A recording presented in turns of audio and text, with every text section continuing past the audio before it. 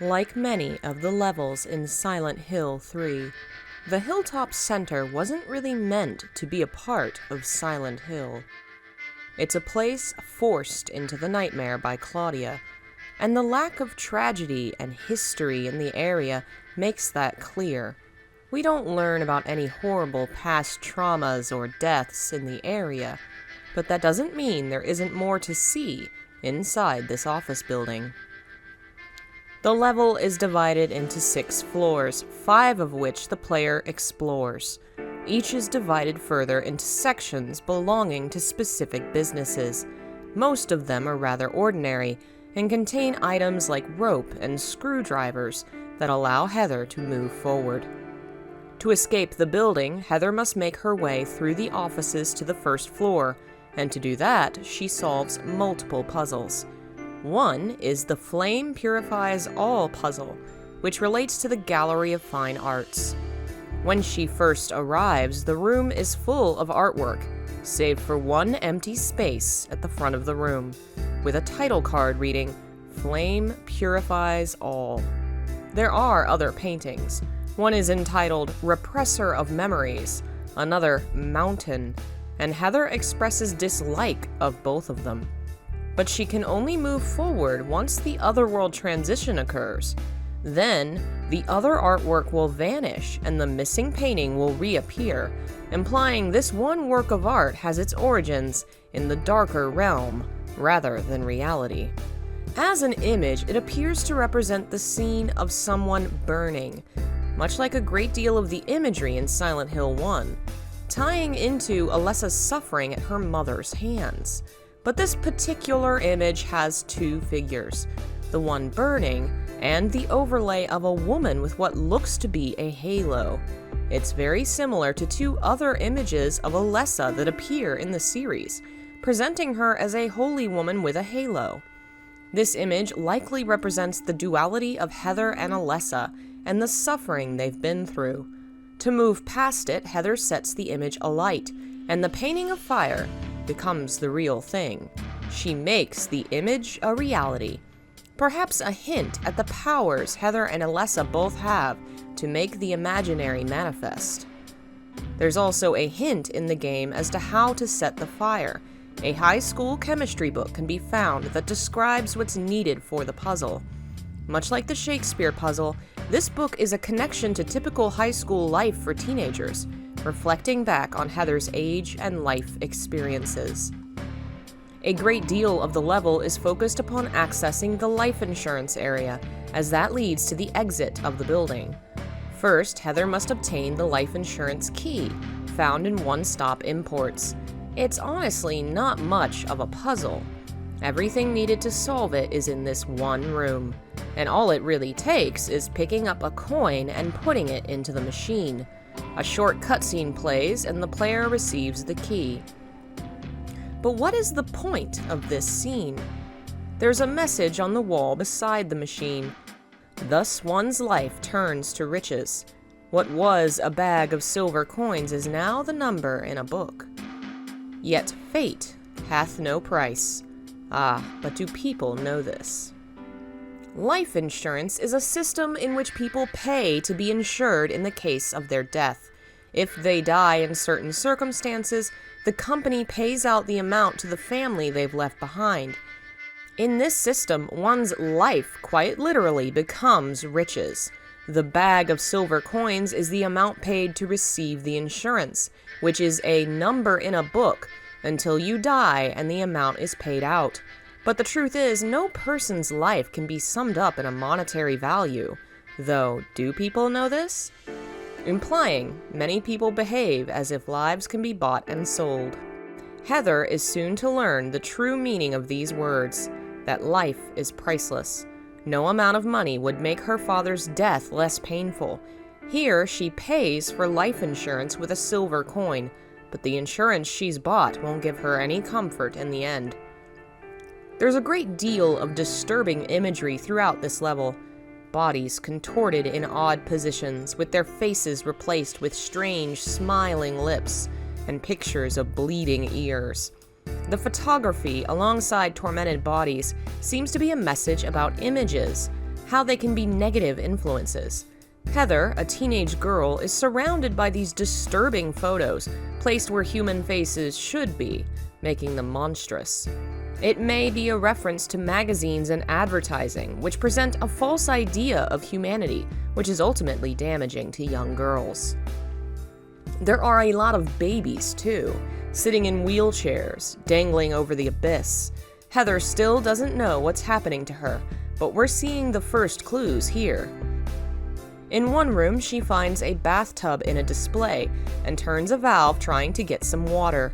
Instead, blood appears, but not from the faucet, from the drain. Immediately, Heather is hit with excruciating pain, falls to her knees, and collapses as the transformation to the other world commences. Blood in the bathtub is a pretty common occurrence for young women. The appearance of the blood pooling in the base of the tub as Heather collapses in pain seems to reference this staple of growing up into adulthood. What's interesting is how the transformation starts, with Heather turning a valve. Silent Hill 3 shows us that Volteal has the power to perform the transformation, and often is seen turning valves in the background. Here, it appears as if Heather herself triggered it by turning a valve. Once the transformation has occurred, a small detail changes in the scenery. All the doors appear to have 2 Greek words written on them, alongside 2 white crosses carved into the wall overhead. It's too dark to tell exactly what the words are, unfortunately. The crosses might be a reference to the 2 people hung on the cross besides Christ in the Bible, both criminals. In the United States, it's common to see 3 crosses on the side of the road, with the 2 on the outside depicted as white, representing the scene on Golgotha. It's a thin connection, though, and without more details, it's hard to tell what this is meant to represent. Another lovely detail is the mannequin room, where Heather enters only to hear a scream, a thunk, and find that one of the mannequins has been beheaded. It's obviously impossible. Inanimate objects don't scream or bleed, and the scene is incredibly unsettling. What it might stem from is Heather's own fear of mirrors, of seeing herself. A mannequin is a copy of a person, a sort of false image of a human being, and all these mannequins are female. One of the most important scenes in this area is the introduction to Vincent.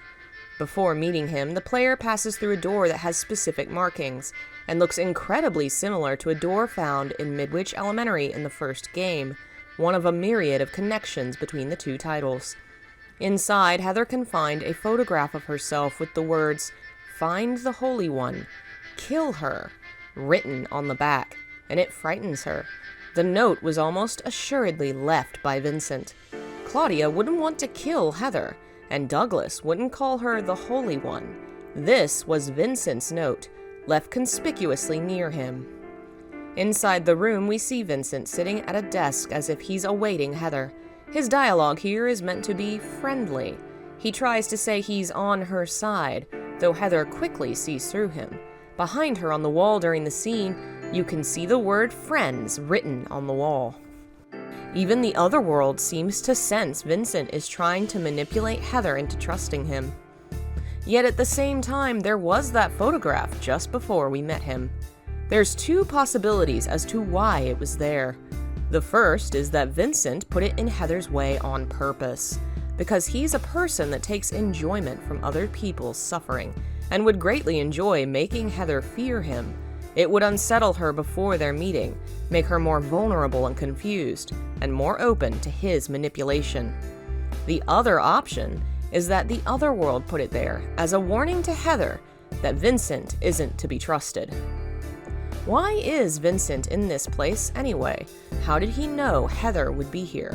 Since this location has no connection to the cult whatsoever, the only possible conclusion is that Vincent has some power of his own. It would explain how he navigates the other world without being hurt, how he travels from the town Heather lives in to Silent Hill very quickly, and how he knew where Heather would be. What's most interesting about this scene is where it happens. The room is called Green Ridge Mental Health Clinic. It's a doctor's office, specifically a psychologist's. And what is Vincent doing when Heather enters the room? He's sitting behind the desk, playing the part of the concerned doctor. Everything in this scene has been carefully done to unsettle Heather and give the power in the scene to Vincent. It's a scene in which Vincent presents himself as the psychologist role, able to analyze and understand you, even if you don't want him to. It's a scare tactic, a way to unsettle Heather, and she and the player don't even consciously know it's happening. The first scene introducing Vincent has powerful nuance to it and is deeply unsettling due to a few choice details in game design. To leave the Hilltop Center, Heather must face and defeat the Glutton. To do so, she reads a fairy tale in the words Tu Fui Ego Eris.